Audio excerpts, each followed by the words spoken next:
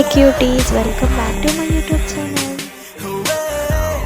హే cuties, ఈ వీడియోలో నేను వంట ఎలా చేశానో ఏం చేశానో చూసేద్దామా. సో స్టవ్ ఆన్ చేసుకొని ప్యాన్ పెట్టుకొని ఆయిల్ వేసుకున్నాను అనమాట.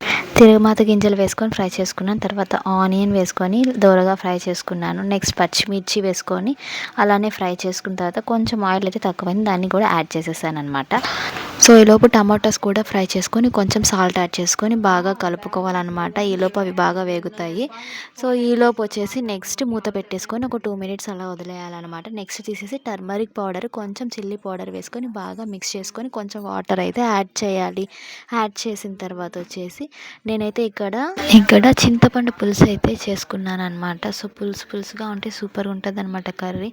సో దాన్ని అయితే ఇలా కర్రీలో వేసేసి బాగా కలిపెట్టుకున్నాను. అండ్ నెక్స్ట్ అలానే కొంచెం సాల్ట్ కూడా తక్కువ అవుతుంది కాబట్టి సాల్ట్ కూడా యాడ్ చేసుకొని ఇలా ఎగ్స్ అయితే బ్రేక్ చేసేసుకొని వేసుకున్నాను అనమాట.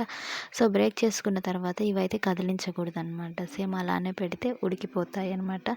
సో స్టవ్ అయితే కొంచెం హై ఫ్లేమ్లో పెట్టుకొని వదిలేసాను. చూసారు కదా, సూపర్గా కర్రీ రెడీ అయిపోయింది. సో ఫైనల్గా అయితే కర్రీ ఇది. Thanks for watching guys.